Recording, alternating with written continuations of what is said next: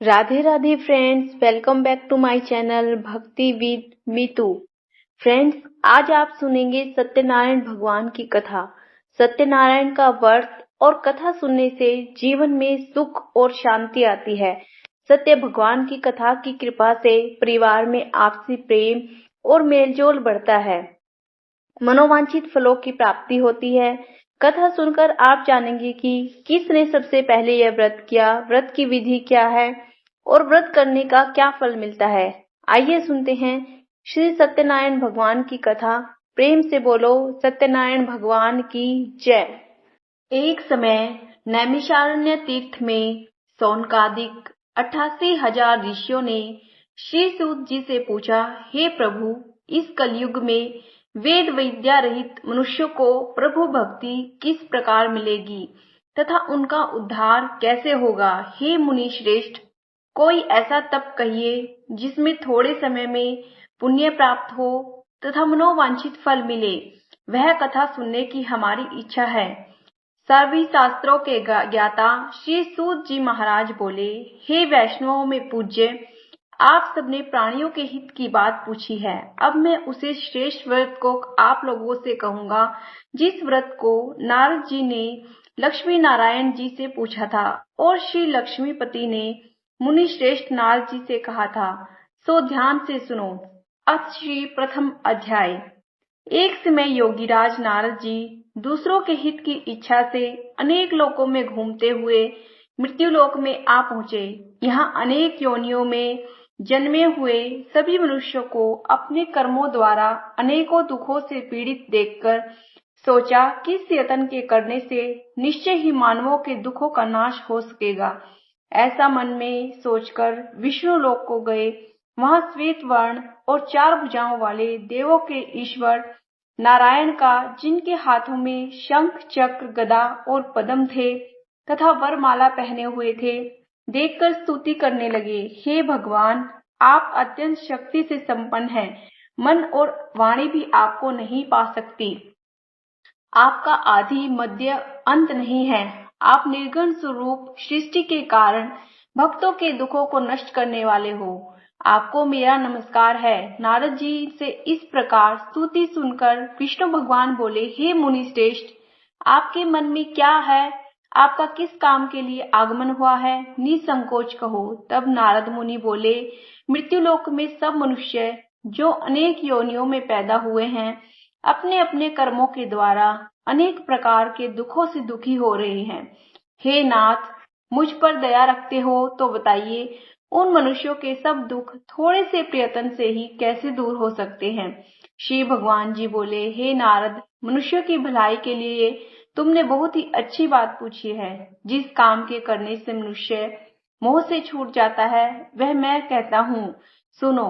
पुण्य देने वाला स्वर्ग तथा मृत्युलोक दोनों में दुर्लभ एक उत्तम व्रत है।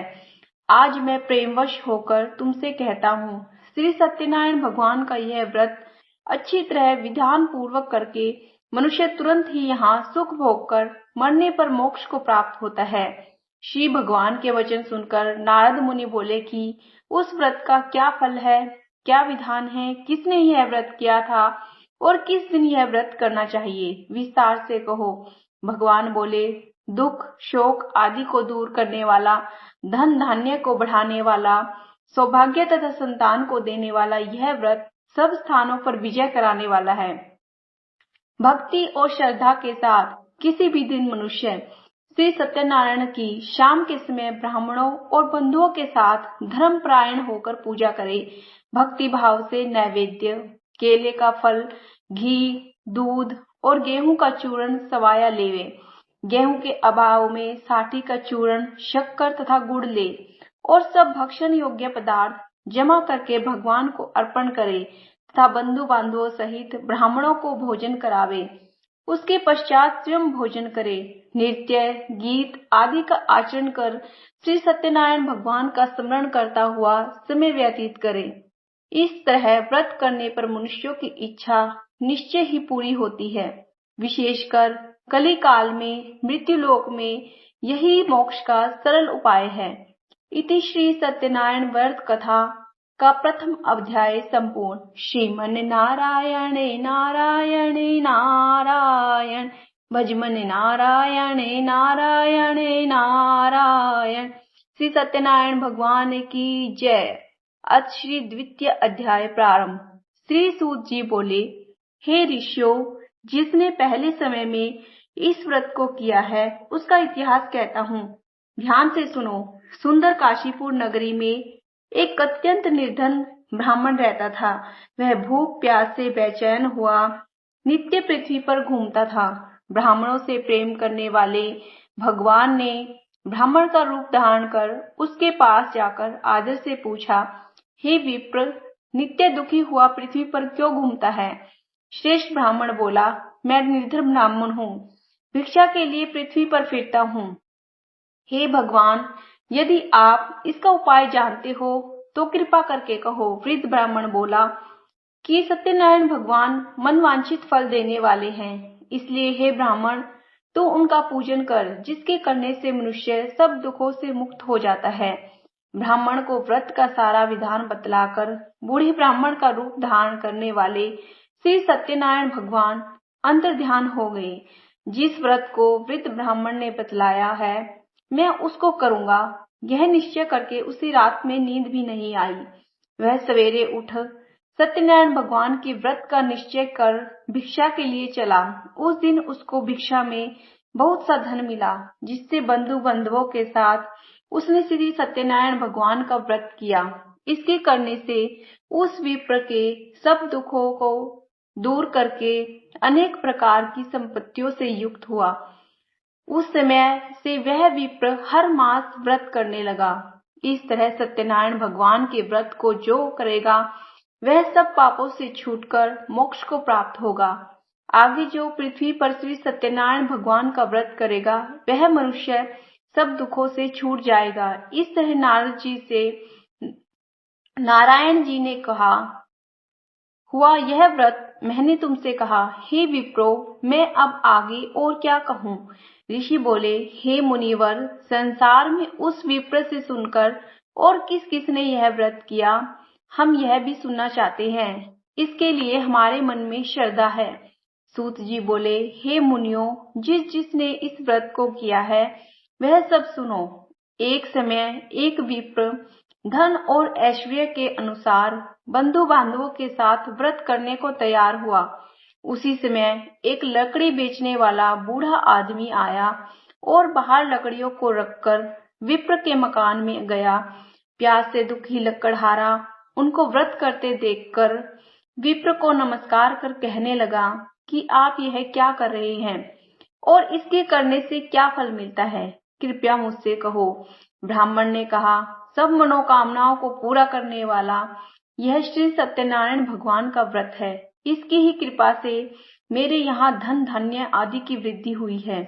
विप्र से यह व्रत के बारे में जानकर लकड़हारा बहुत प्रसन्न हुआ। चरणामृत ले प्रसाद खाने के बाद अपने घर को गया। लकड़हारे ने अपने मन में इस प्रकार संकल्प किया कि आज ग्राम में लकड़ी बेचने से जो धन मिलेगा उसी से श्री सत्यनारायण भगवान का उत्तम व्रत करूंगा। यह मन में विचार कर वह बूढ़ा आदमी लकड़ियां अपने सिर पर रखकर जिस नगर में धनवान लोग रह रहे थे वह ऐसे सुंदर नगर में गया। उस रोज वहां ऊपर उसे उन लकड़ियों का दाम पहले दिनों से चौगुना मिला। तब वह बूढ़ा लकड़हारा दाम ले और अति प्रसन्न होकर पक्के केले की फली, शक्कर, घी, दूध, दही और गेहूं का चूर्ण इत्यादि श्री सत्यनारायण भगवान के व्रत की कुल सामग्रियों को लेकर अपने घर गया। फिर उसने अपने भाइयों को बुलाकर विधि के साथ भगवान जी का पूजन किया और व्रत किया। उस व्रत के प्रभाव से वह बूढ़ा लकड़हारा धन, पुत्र आदि से युक्त हुआ और संसार के समस्त सुख भोगकर बैकुंठ धाम को चला गया। इति श्री सत्यनारायण कथा का द्वितीय अध्याय संपूर्ण।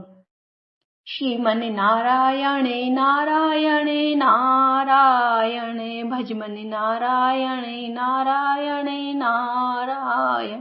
श्रीमन् नारायण नारायण नारायण, भजमन नारायण नारायण नारायण।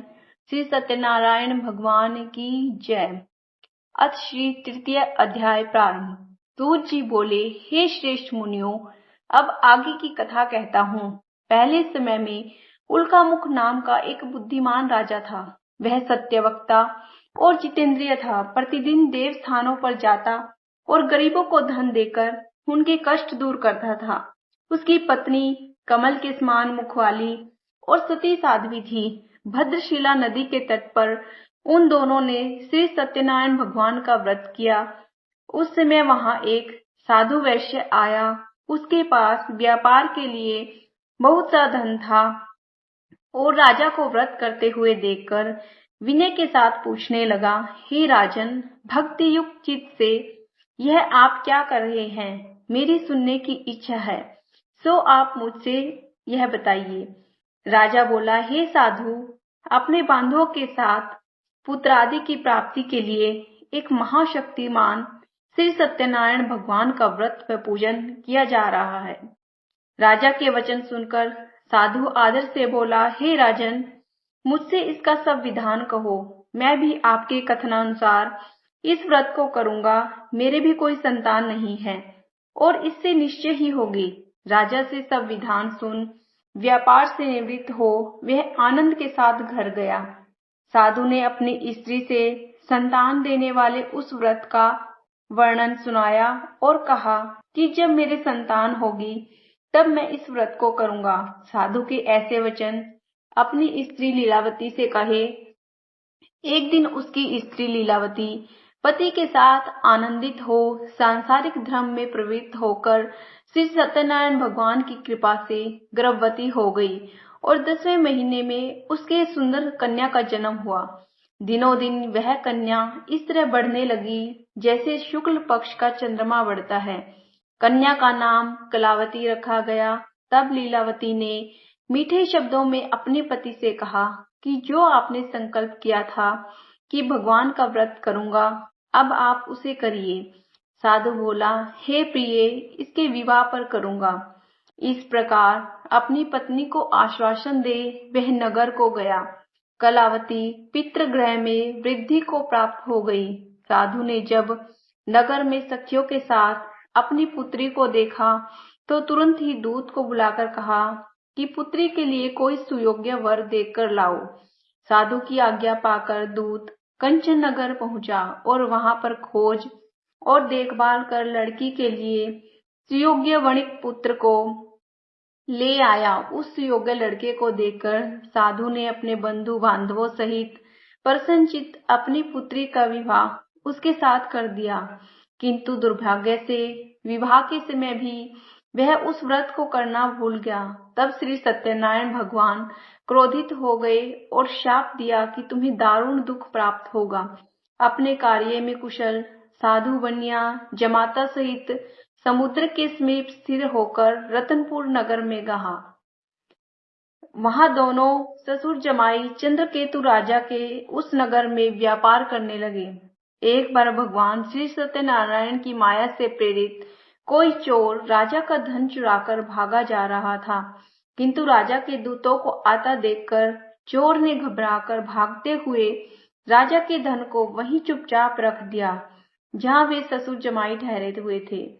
तब दूतों ने उस साधु वैश्य के पास राजा के धन को रखा देखा तो दोनों को बांधकर ले गए और प्रसन्नता से दौड़ते हुए राजा के समीप जाकर बोले, यह 2 चोर हम पकड़कर लाए हैं, देखकर आज्ञा दे। तब राजा की आज्ञा से उनको कठिन कारावास में डाल दिया गया और उनका धन छीन लिया गया। श्री सत्यनारायण भगवान के शाप द्वारा उनकी पत्नी भी घर पर दुखी हुई और घर पर जो धन रखा था चोर चुरा कर ले गए। शारीरिक व मानसिक पीड़ा तथा भूख प्यास से अति दुखी हो अन्न की चिंता में कलावती एक ब्राह्मण के घर गई। वहां उसने श्री सत्यनारायण भगवान का व्रत होते देखा, फिर कथा सुनी तथा प्रसाद ग्रहण कर रात को घर आई। माता ने कलावती से कहा, हे पुत्री, अब तक कहाँ रही? तेरे मन में क्या है? कलावती बोली, हे माता, मैंने एक ब्राह्मण के घर श्री सत्यनारायण भगवान का व्रत देखा है। कन्या के वचन सुनकर लीलावती भगवान के पूजन की तैयारी करने लगी। लीलावती ने परिवार और बंधुओं सहित श्री सत्यनारायण भगवान का पूजन किया और वर मांगा कि मेरे पति और दामाद शीघ्र आ जावें। साथ ही प्रार्थना करी कि हम सबका अपराध क्षमा करो। श्री सत्यनारायण भगवान इस व्रत से संतुष्ट हो गए और वैश्य को प्रातः ही छोड़ दे। राजा चंद्रकेतु को स्वप्न में दर्शन देकर कहा कि वैश्य को प्रातः ही छोड़ दो और उनका सब धन जो तुमने ग्रहण किया है दे दो, नहीं तो मैं तेरा राजधन पुत्र सब नष्ट कर दूंगा। राजा से ऐसा वचन कहकर भगवान अंतर्ध्यान हो गए। प्रातःकाल राजा चंद्रकेतु ने सभा में अपना स्वप्न सुनाया, फिर दोनों वणिक पुत्रों को कैद से मुक्त कराया और सभा में बुलाया। दोनों ने आता ही राजा को नमस्कार किया। राजा मीठे वचनों से बोला, हे महानुभाव, भाविवश ऐसा कठिन दुख तुम्हें प्राप्त हुआ है, अब तुम्हें कोई भय नहीं है। ऐसा कहकर राजा ने उनको नए नए वस्त्र आभूषण पहनाए और जितना धन लिया था उससे दुगना धन देकर आदर से उनको विदा किया। दोनों वैश्य अपने घर को चल दिए। इति श्री सत्यनारायण कथा का 3य अध्याय संपूर्ण। श्रीमन नारायणे नारायणे नारायणे भजमन नारायणे नारायणे नारायण। श्रीमन नारायणे नारायणे नारायण भजमन नारायणे नारायणे नारायण। श्री सत्यनारायण भगवान की जय। अथ श्री चतुर्थ अध्याय प्रारंभ। श्री सूत जी बोले, वैश्य ने मंगलाचार करके यात्रा आरंभ की और अपने नगर को चल दिए। उनके थोड़ी दूर निकलने पर दंडी वेशधारी श्री सत्यनारायण ने उनसे पूछा, हे साधु, तेरी नाव में क्या है? अभिमानिक वणिक हंसता हुआ बोला, हे दंडी, आप क्यों पूछते हो? क्या धन लेने की इच्छा है? मेरी नाव में तो बेल और पत्ते भरे हैं। वैश्य का कठोर वचन सुनकर श्री भगवान ने कहा, तुम्हारा वचन सत्य हो। दंडी ऐसा कहकर वहां से दूर गए। कुछ दूर जाकर समुद्र के किनारे बैठ गए। दंडी के जाने पर वैश्य ने नित्य क्रिया करने के बाद नाव को ऊंची देखकर अचंभा किया और नाव में बेल पत्ते आदि देखकर मूर्छित हो जमीन पर गिर पड़ा। फिर मूर्छा खुलने पर अत्यंत शोक प्रकट करने लगा। तब उसका दामाद बोला, आप शोक न करें, यह दंडी का श्राप है, अतः उनकी शरण में चलना चाहिए, तभी हमारी मनोकामना पूरी होगी। दामाद के वचन सुनकर वे दंडी के पास पहुंचे और अत्यंत भक्ति भाव से नमस्कार करके बोले, मैंने आपसे असत्य वचन कहे थे, उनको क्षमा करें। ऐसा कहकर महान शोकातुर हो रोने लगा। तब दंडी भगवान बोले, हे वणिक पुत्र, मेरी आज्ञा से बार बार तुम्हें दुख प्राप्त हुआ है, तू मेरी पूजा से विमुख हुआ। साधु बोला, हे भगवान, आपकी माया से ब्रह्मादि देवता भी आपके रूप को नहीं जानते, तब मैं अज्ञानी कैसे जान सकता हूँ? आप प्रसन्न होइए, मैं सामर्थ्य के अनुसार आपकी पूजा करूंगा। आप मेरी रक्षा करो और पहले के समान नौका में धन भर दो। उसकी भक्ति युक्त वचन सुनकर भगवान प्रसन्न हो उसकी इच्छा अनुसार वर देकर अंतर्ध्यान हो गए। तब उन्होंने नाव पर आकर देखा कि नाव धन से परिपूर्ण है। फिर वह श्री सत्यनारायण भगवान का पूजन कर साथियों सहित अपने नगर को चला। जब अपने नगर के निकट पहुंचा तब दूत को घर भेजा। दूत ने साधु के घर जा उसकी स्त्री को नमस्कार कर कहा कि साधु अपने दामाद सहित इस नगर के समीप आ गए हैं। ऐसा वचन सुन साधु की स्त्री ने बड़े हर्ष के साथ श्री सत्यनारायण का पूजन कर पुत्री से कहा, मैं अपने पति के दर्शन को जाती हूँ, तू कार्य पूर्ण कर शीघ्र आ। माता के ऐसे वचन सुनकर कलावती प्रसाद छोड़कर जल्दी में पति के पास गई। प्रसाद की अवज्ञा के कारण श्री सत्यनारायण भगवान ने रुष्ट हो उसके पति को नाव सहित पानी में डुबो दिया। कलावती अपने पति को न देखकर रोती हुई जमीन पर गिर गई। इस तरह नौका को डूबा हुआ तथा कन्या को रोता हुआ देख साधु दुखी हुआ और बोला, हे प्रभु, मुझसे या मेरे परिवार से जो भूल हुई उसे क्षमा करो। उसके दीन वचन सुनकर श्री सत्यनारायण भगवान प्रसन्न हो और आकाशवाणी हुई, हे साधु, तेरी कन्या मेरे प्रसाद को छोड़कर आई है, इसलिए उसका पति अदृश्य हुआ है। यदि वह घर जाकर प्रसाद खाकर लौटे तो इसे पति अवश्य मिलेगा। ऐसी आकाशवाणी सुनकर कलावती ने घर पहुंचकर प्रसाद खाया और फिर आकर पति के दर्शन किए।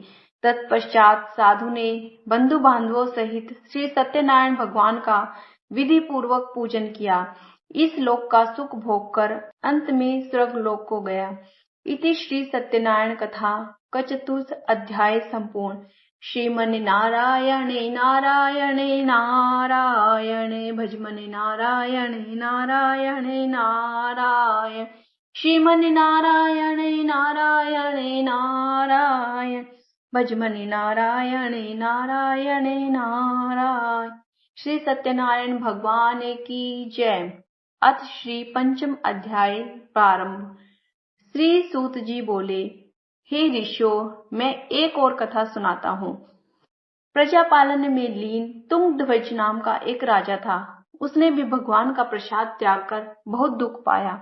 एक समय वन में जाकर वन्य पशुओं को मारकर बड़ के पेड़ के नीचे आया और वहां उसने ग्वालों को भक्ति भाव से बांधवों सहित श्री सत्यनारायण जी का पूजन करते देखा।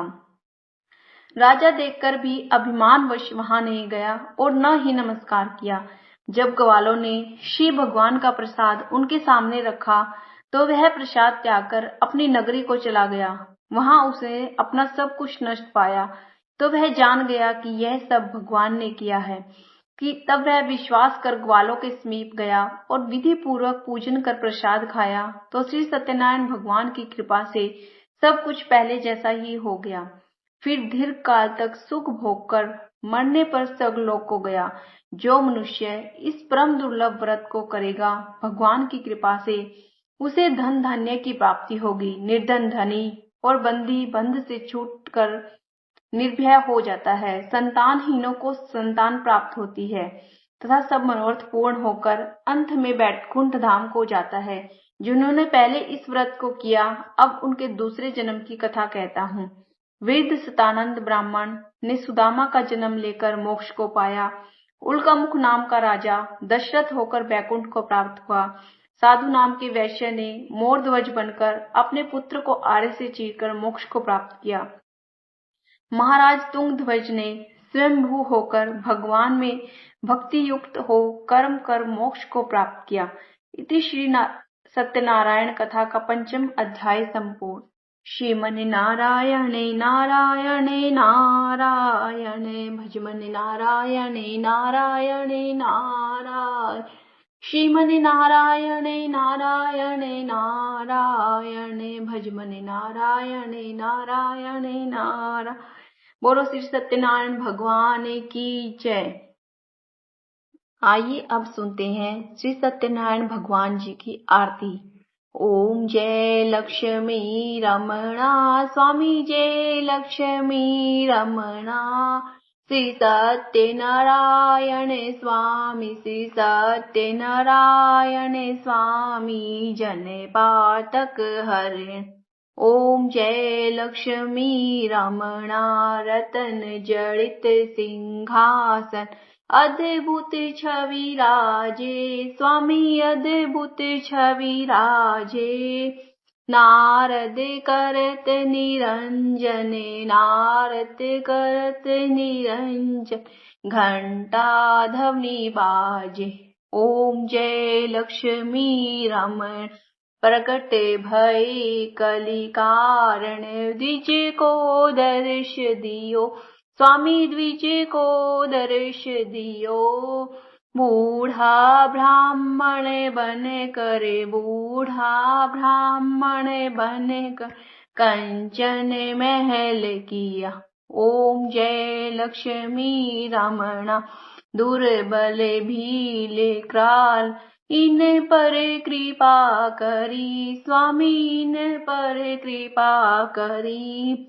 चंद्रचूड़ एक राजा, चंद्रचूड़ एक राजा, जिनकी विपदा हरी। ओम जय लक्ष्मी रमणा, वैसव मनोरथ पायो, श्रद्धा तज दीन स्वामी श्रद्धा तज दीनी। सो फल भोग्यो प्रभु जी, सो फल भोग्यो प्रभु जी, फिर स्तुति कीनी।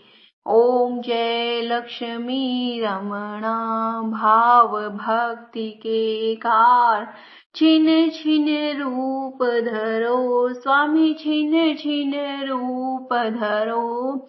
श्रद्धा धारण कीनी, श्रद्धा धारण की, तिनके काज सरो। ओम जय लक्ष्मी रमण, ग्वाले बाले संग राजा, वन में भक्ति करी, स्वामी वन में भक्ति करी।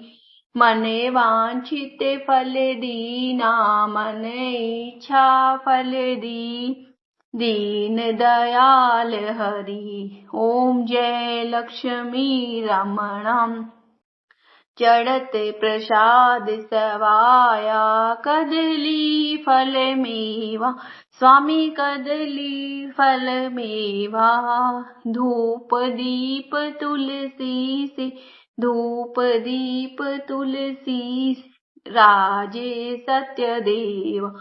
ओम जय लक्ष्मी रमणा, श्री सत्यनारायण स्वामी जी की आरती। जो कोई नर गावे, स्वामी प्रेम सहित गावे। कहत शिवानंद स्वामी, बोलो हरि हर स्वामी, मनवांछित फल पावे। ओम जय लक्ष्मी रमण, ओम जय लक्ष्मी रमणा, स्वामी जय लक्ष्मी रमणा। श्री सत्यनारायण स्वामी, श्री सत्यनारायण स्वामी, जन पातक हरणा। ओम जय लक्ष्मी रमणम। बोलो श्री सत्यनारायण भगवान की जय, लक्ष्मी माता की जय।